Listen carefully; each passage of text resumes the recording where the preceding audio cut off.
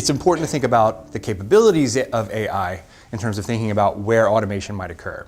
But that's not the only factor that matters. Just because a job can be automated doesn't mean it necessarily will be automated. And what history tells us is that wages matter a great deal. And so you can look right now at multinational corporations that operate plants in lots of different parts of the world.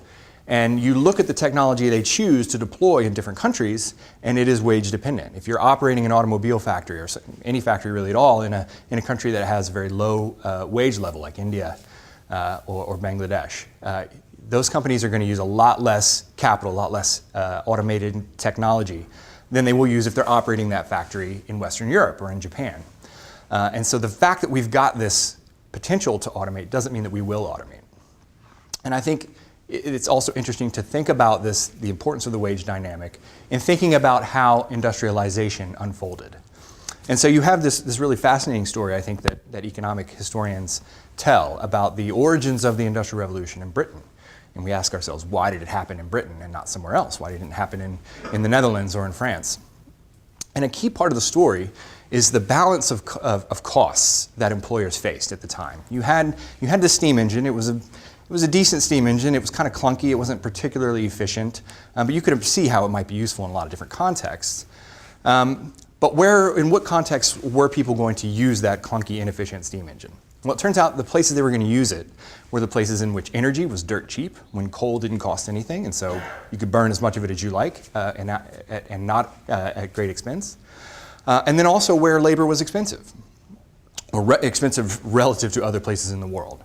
And so if you look at Britain, you have those conditions where you have coal fields that have abundant cheap coal, and you have workers that, because of the commercial revolution that had already taken place in Britain at the time, had pushed up wages there for certain sectors of workers. And so the incentives there were in place to start using this steam engine technology.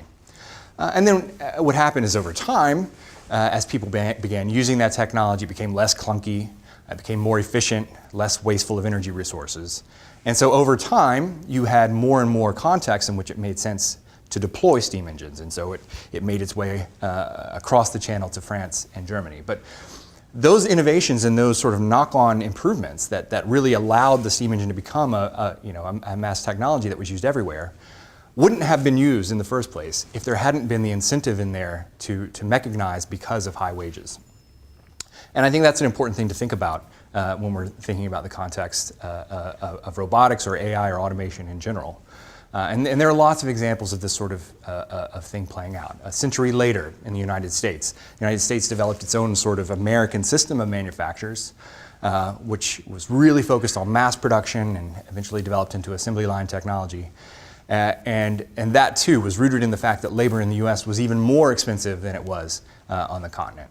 And so, it is certainly true when we look at Amazon that they are constantly looking at ways to deploy robots in their logistics factories and so on. And they're looking at ways to automate retail so that you don't have to go to a cashier when you want to buy something from one of their stores.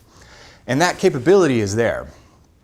But the context matters, and if you have a situation in which wages for workers haven't really gone up by much at all over the last 20 years, in which there's sort of an almost unending supply of people willing to work at a very low rate of pay, the incentive there to develop a lot of these technologies and to use them to automate is not as sharp as we might want it to be.